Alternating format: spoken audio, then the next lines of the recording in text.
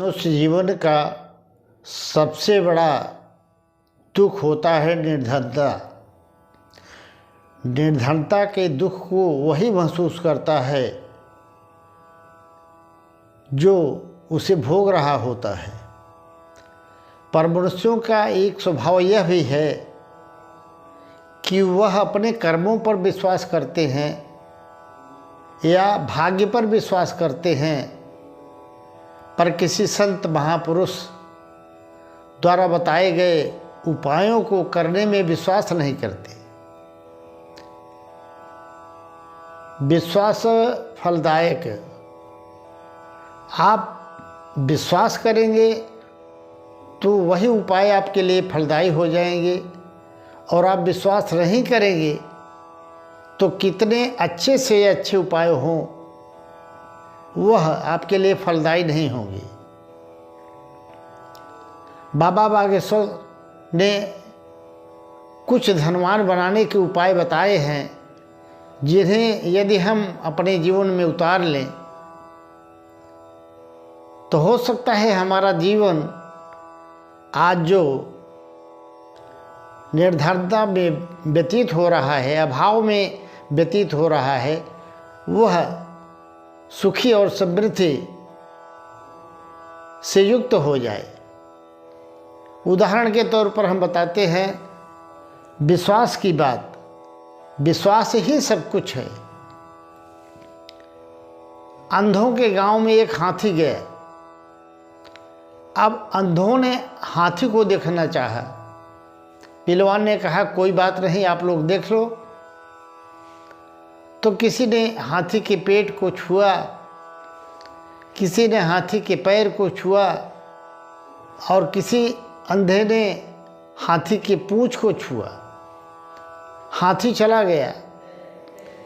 पर अब जब सब सारे अंधे इकट्ठे हुए तो एक ने कहा, जिसने पेट को छुआ था, अरे हाथी तो बड़ा पहाड़ की तरह होता है, खुरदरा खुरदरा।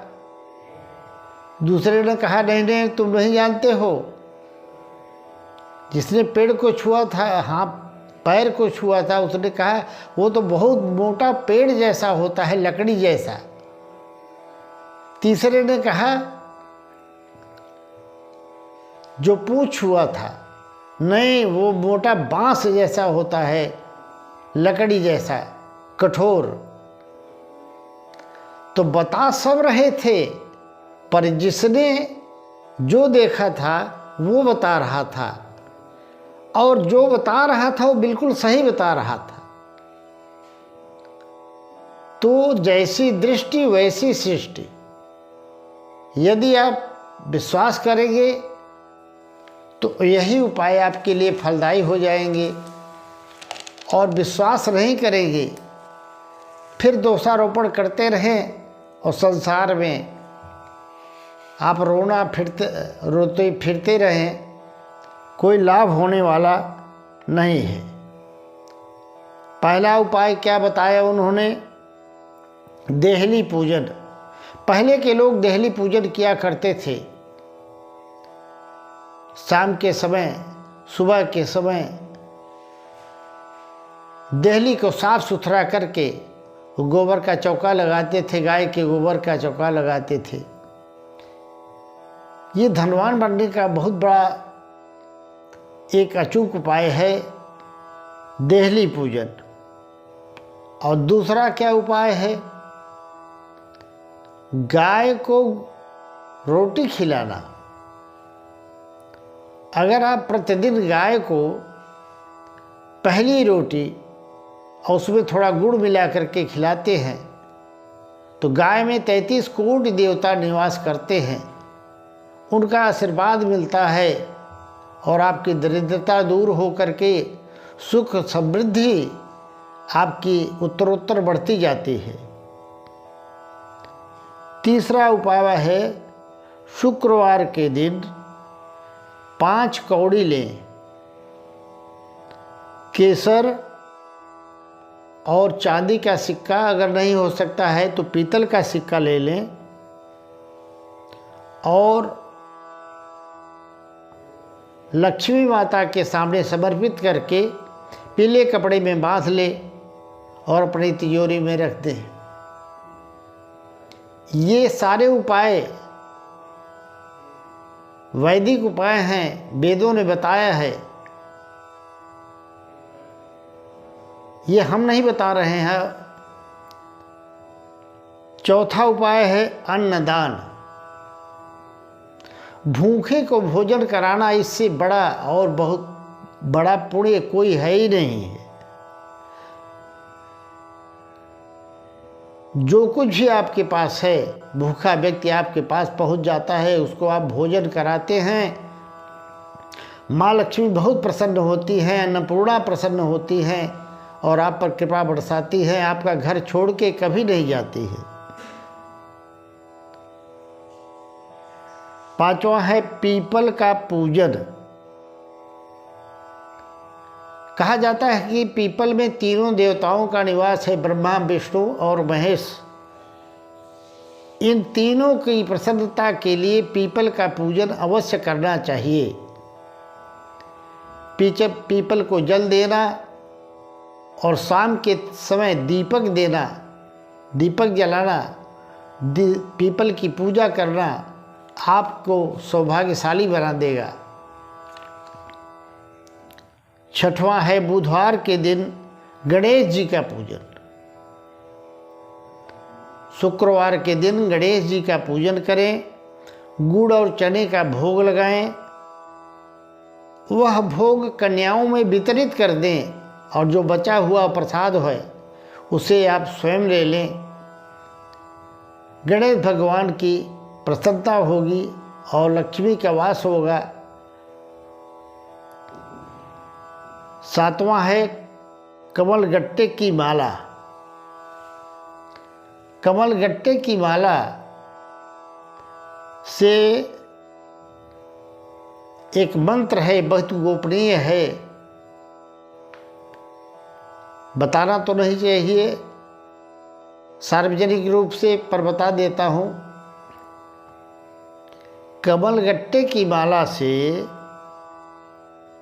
मंत्र है ओम श्रीं ह्रीं श्रीं कमले कमलालये नमः। ओम श्रीं ह्रीं श्रीं कमले कमलालये नमः।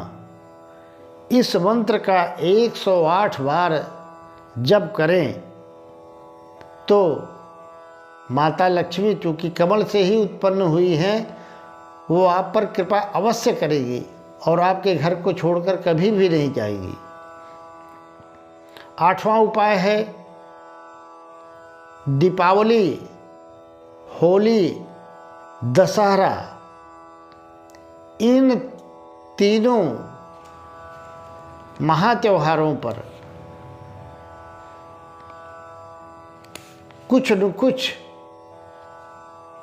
पाठ इत्यादि अवश्य करवाएं, जैसे श्री सूक्त का पाठ, विष्णु सहस्त्र नाम का पाठ, ये पाठ करवाएं, हवन करवाएं और ब्राह्मणों को भोजन दक्षिणा आदि दें। इससे लक्ष्मी प्रसन्न रहती हैं, भगवान प्रसन्न रहते हैं और आपके सारे दुख पीड़ा को हर लेते हैं। नौवां उपाय है 108 कमल के फूल माँ लक्ष्मी की प्रतिमा पर चढ़ाएं। ओम श्रीं नमः, ओम श्रीं नमः, इस मंत्र से एक एक कमल को माँ को 108 कमल चढ़ाएं। अगर दिन नहीं है, अमावस्या के दिन ये कार्य करते हैं तो और भी अच्छा सुयोग्य होगा और आपके लिए लाभदायी होगा। 10वां और अंतिम उपाय है गन्ने का रस। शुक्रवार के दिन श्री सूक्त से, वो लक्ष्मी का सूक्त है, श्री सूक्त से भगवान विष्णु और लक्ष्मी का अभिषेक करें। स्नान कराएं, जिससे प्रसन्न होकर के भगवान विष्णु और लक्ष्मी आपको कभी भी धन की कमी नहीं होने देंगे। मित्रों, वीडियो अच्छा लगा हो तो जय श्री कृष्ण, राधे राधे अवश्य लिख दीजिएगा।